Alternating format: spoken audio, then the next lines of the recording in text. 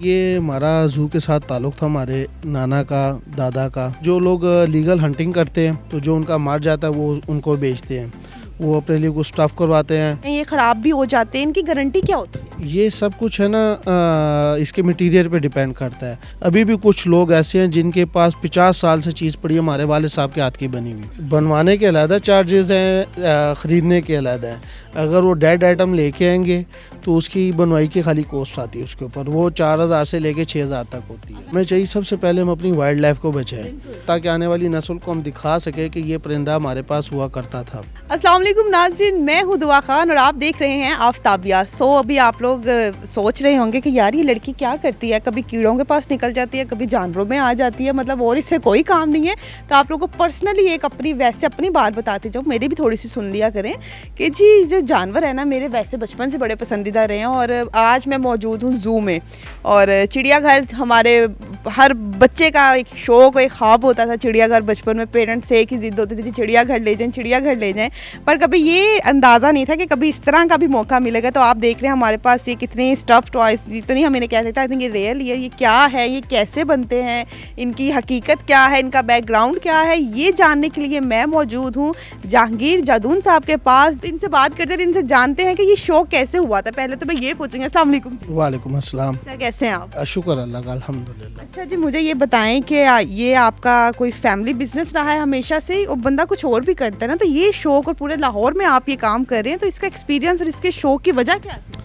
Basically یہ ہمارا زو کے ساتھ تعلق تھا، ہمارے نانا کا، دادا کا۔ یہ زو کے پہلے امپلائز تھے، نانا میرے جو ریٹائر ہوئے تھے، وہ دادا دوسرے تھے۔ تو اس کے بعد والدین زو کے اندر ہی پیدا ہوئے تھے، تو زندہ جانوروں کے ساتھ ان کی بڑی محبت تھی، کیونکہ بچپن سے وہ بھی دیکھتے آ رہے تھے۔ تو ہم نے جب ہم آئے تو ہم نے بھی اپنی ہوش میں یہی جانور وغیرہ دیکھے۔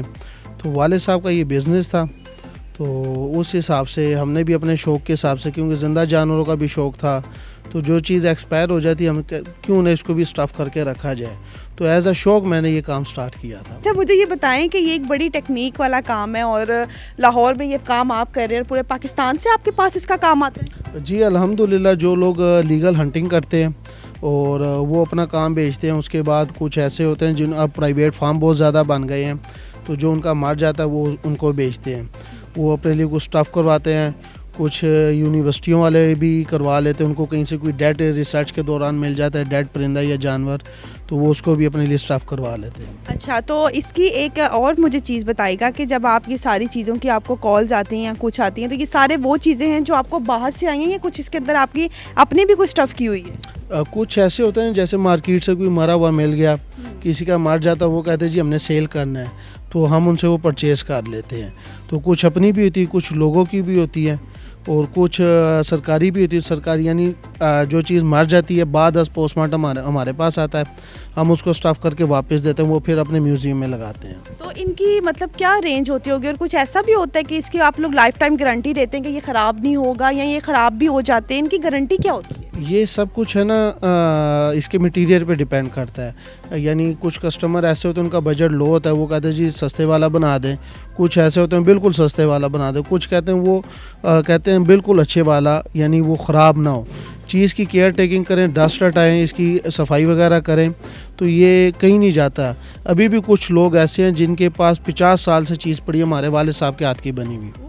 اچھا، اور ان کا جو اندر کا اسٹف ہوتا ہے، جب ان کو یہ واش کرنا ہوتا ہے، تو یہ ساری چیزیں نکال لیتے ہیں کہ واپس آپ کے پاس آ کے ان کو دوبارہ سے ریفل کروانا پڑتا ہے، کہ خود ہی بھی کر سکتے ہیں؟ یہ جب چیز مر جاتی ہے تو اس کا سارا گوشت وغیرہ ہم نکال لیتے ہیں، اس کے بعد اس کو کیمیکل لگا دیا جاتا ہے کھال کو، اسمیل ختم ہو، اس کے بعد اس کو واش بھی کیا جاتا ہے، واش کرنے کے بعد دوبارہ کیمیکل لگایا جاتا ہے، پھر اس کی فیلنگ کی جاتی ہے، کاٹن سے بھی کی جاتی ہے، فائبر سے بھی کی جاتی ہے، اور اس کا پھر لوہے کا اسٹرکچر بنایا جاتا ہے، اس کے بعد اس کی کنڈیشن فائنل کی جاتی ہے۔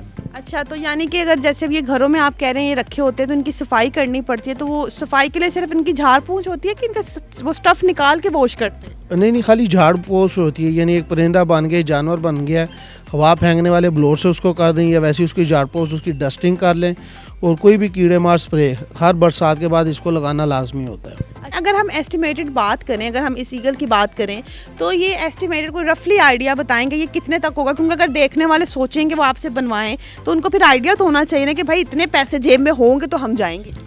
بنوانے کے علیحدہ چارجز ہیں، خریدنے کے علیحدہ ہیں. اگر وہ ڈیڈ آئٹم لے کے آئیں گے تو اس کی بنوائی کی خالی کوسٹ آتی ہے اس کے اوپر، وہ 4,000 سے لے کے 6,000 تک ہوتی ہے.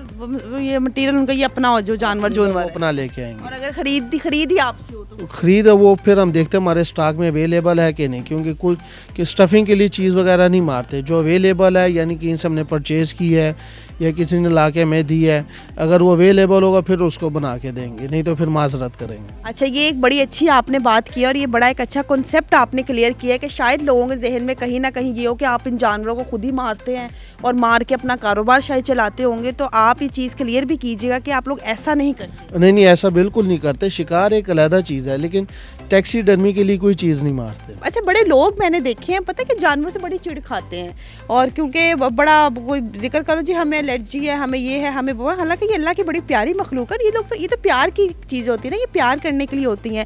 تو ایسے لوگوں کو کوئی میسج دینا چاہیے، جنریشن کے لیے کچھ کہنا چاہیں؟ بالکل ہمیں چاہیے سب سے پہلے ہم اپنی وائلڈ لائف کو بچائیں، اور اگر ان کیس کوئی پرندہ وغیرہ ان کو ڈیڈ مل بھی جاتا ہے تو اس کو محفوظ کیا جائے تاکہ آنے والی نسل کو ہم دکھا سکیں کہ یہ پرندہ ہمارے پاس ہوا کرتا تھا.